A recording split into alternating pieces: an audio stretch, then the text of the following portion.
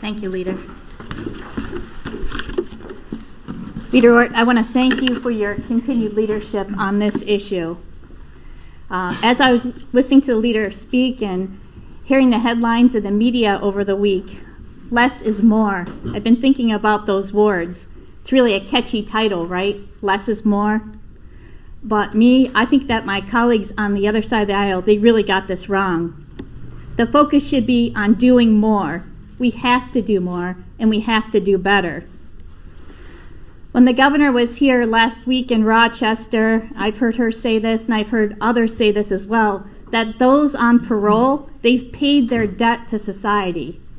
I disagree 110%. Those on parole, they're still paying their debt to society. And if they violate the conditions of their parole, they should go immediately back to jail. The bail and parole reforms have tied the hands of our law enforcement. They've empowered criminals to defy laws. They don't make our public or our families any safer or hold criminals accountable or protect our crime victims. In a little bit, we're going to be hearing from Patricia and Shirley, and I want to thank both of you for having the courage to speak out today and to share your stories and your experiences. You've all heard a great deal about Joseph Rivera, who brutally murdered a woman using a hatchet and was released under that Less is More Act. The Monroe County Sheriff's Office was recently mandated to release nearly 30 incarcerated individuals charged with crimes ranging from murder to assault to robbery. The majority were violent felonies. Sheriff Baxter and his deputies, you know what? They deserve better. So does Sheriff Brederow and his officers. They deserve better. Law enforcement all across the state, they deserve better from their state elected officials. Now, we all believe that Rochester, it's such an incredible city. There are so many positive things in Rochester. But it's also, there's a reality that we need to face, and that is that it's a city where violent crime remains a serious problem. We've all seen the recent headlines. Rochester is at the highest homicide rate in nearly a decade. I read one article where per capita, Rochester could exceed Chicago, which is notoriously one of America's most violent cities. New York is soft on crime, and criminals know it.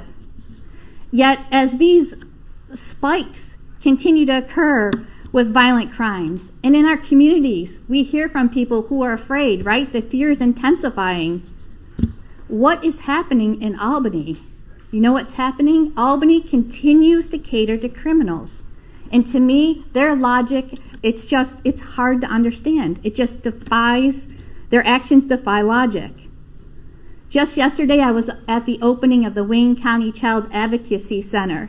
Since July, the center has seen more than 100 children who may have been sexually abused or neglected.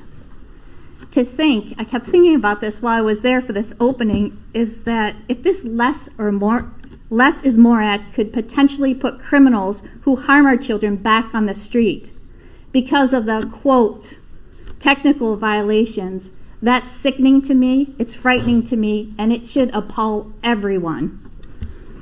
Follow the rules or pay the consequences. It's pretty simple. As a state senator, my goal is to see a decrease in our incarcerated population because we've been effective at reducing crime, not because we're soft on criminals. If the Democrats in Albany who are in control are truly interested in moving the needle on criminal justice, there's a lot we can do. Leader Ort mentioned pieces of legislation that we've introduced to address this issue. I would also offer this: stop the closure of our local correctional facilities. Back our corrections officers, back our parole officers, back law enforcement. Increase funding for the effective programs like crisis intervention team training and other mental health services so we can better help those who are experiencing mental health crises. As elected officials, I feel very strongly that it's our duty to enact policies that protect the public. We have to do more, not less, more. I'm committed to that, as is everyone who is standing behind me today. I want to thank you for your time, and I'd like to introduce at this time my colleague from Western New York, Senator George Borrello.